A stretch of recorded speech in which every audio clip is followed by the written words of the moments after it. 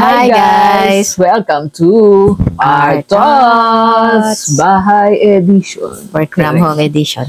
So ayun nga guys, merong nag-PM sa akin. Tama. Si ano nga pala to? Ay, oo, si ano yan? Hindi, bawal sabihin yung identity niya. Tago na lang daw natin siya sa pangalang. Hindi, joke. So ito nga yung story niya. Medyo maganda yung pagkakadetalya niya nung story niya, yung struggle niya sa relationship nila. Sabi niya, "Hi Lods, gusto ko po sana humingi ng advice and kindly hide my identity na din po for my privacy na din." Oh, alam niyo na ha. May need lang po akong i-ask na advice. May girlfriend po kasi ako and live-in na po kami for 5 years. Yung 3 years namin pagsasama is doon lang kami sa house ng parents ko. Ay, siya nga pala. Shibambam tong Kashibs tong less. Oo, less to. Okay. Then nag-move out kami nung nag 4 years na kami. Yung struggle ko po is nung nag-move out kami, wala pa pong isang buwan, sumama na sa amin yung papa niya at yung pamangkin niya. Struggle po siya kasi, nung una, di kami maka-adjust in terms of gastos and bills. Now, pag nagpa-plan kami na kumuha ng bahay, is palaging kasama sa plan yung father niya or lagi po kami +2. Naintindihan ko naman po, kaso parang ang hirap in terms of budgeting. Kasi di naman kami malaki sumweldo. Plus, nagiging katulong po ako kasi hindi po sila marunong sa bahay. Like, literal po na ako po lahat. Houseboy. Though yung girlfriend ko naman, yung nagluluto ng food, pero in terms of mamalengke, maglinis ng kwarto, buong bahay, CR, and kwarto, hatid ko pa po sila pag umaalis sila. Tatampo din po actually yung mother ko kasi iniwanan ko sila just to move out with my girlfriend only to find out na lagi naming kasama yung tatay ng girlfriend ko ay yung pamangkin niya. Yung pamangkin niya po kasi is parang anak na niya. Sa kanya po kasi lumaki at parang anak-anakan na niya. Kaya naintindihan ko naman. Kaso as time goes by, napakahirap po. Lalo na po sa mga gaya po namin na gusto magsimula sana, kaso di na magawa dahil sa pasanin. Siguro almost 2 years na din daw silang hiwalay dun sa parents niya.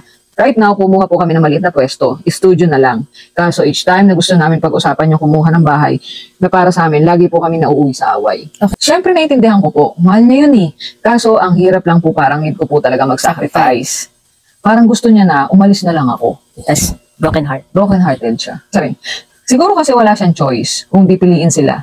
Right now, kasama naman ng papa niya yung kapatid niya, yung tatay ng pamangkin niya. Okay. Ang hirap lang po siguro sa part ko na hindi ako makapag-settle. Okay. Yung papa niya is 65 na and dating na-stroke yung papa niya. Kaya hirap po maglakad, nakaupo lang madalas.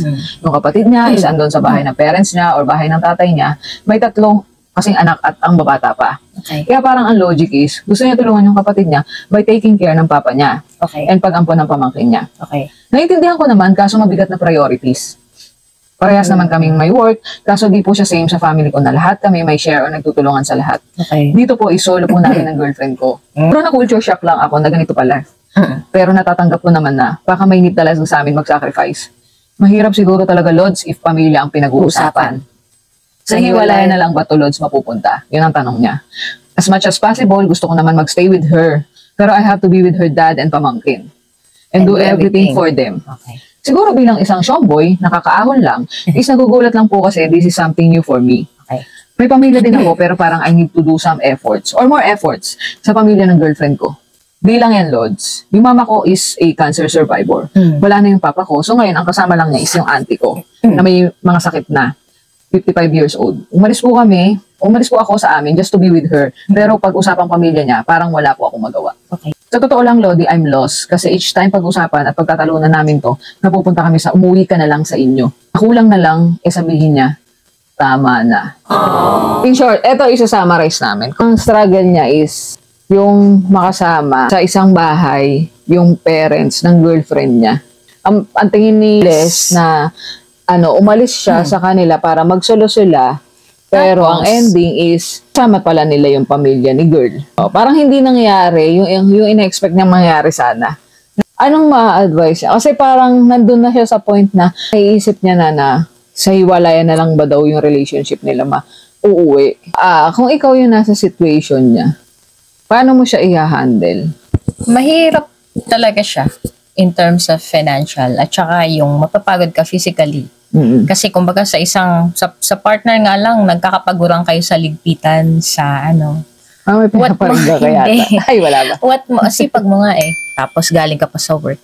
Tapos syempre, magulang yun, lahat ng mga diskarte niya, may input si parents, elderly. Yun yung sabi natin na siya parang makadiskarte. ang hirap makisama talaga sa in-law. Yun, Kasi yun yung laging- struggle ng isang, ang tawag doon? Manugang. So, naintindihan natin ano yung sentimiento niya.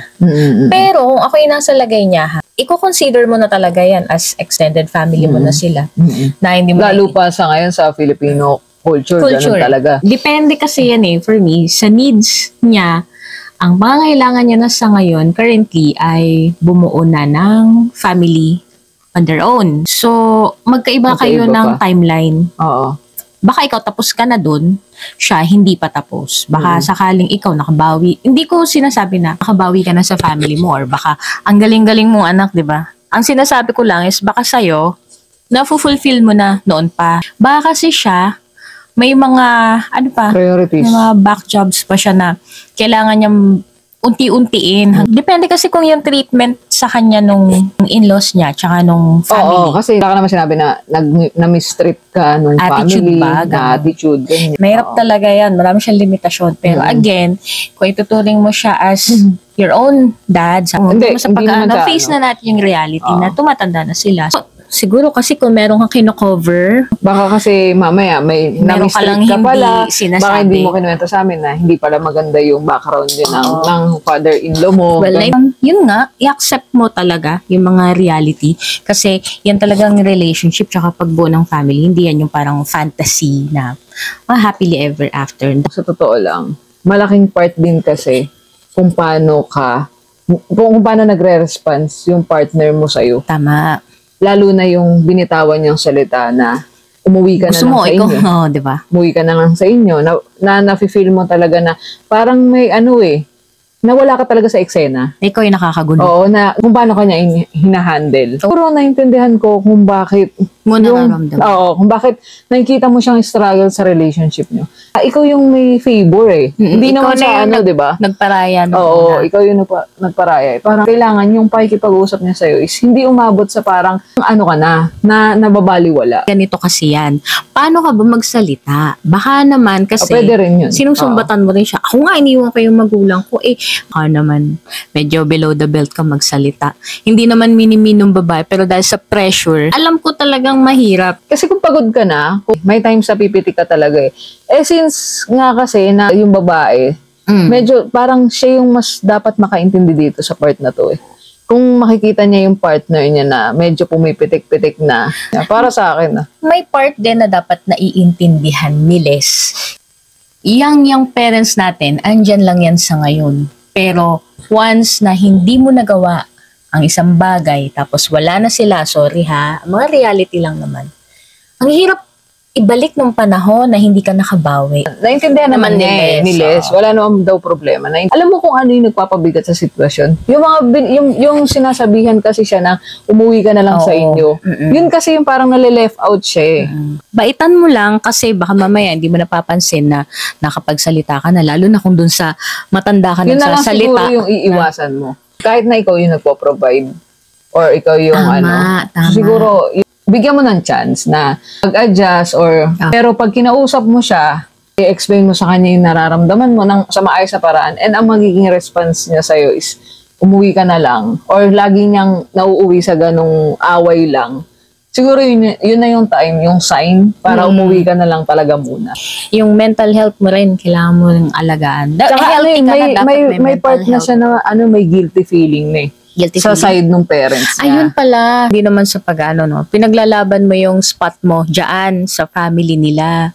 Baka siguro, parang way muna para makabawi ka doon naman sa side mo. Kumbaga, uwi ka lang muna, bakasyon, tapos balik ka ulit, ganon. Tapos maging routine nyo lang siya na, kasi ganito yan marami kang marirealize once na naghiwalay kayo.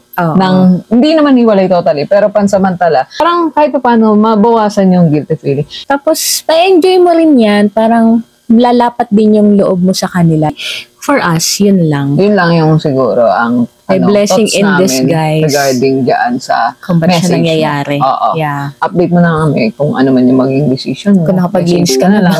Oo. Kung hindi ka pinauwi. Maglaba ka na ba?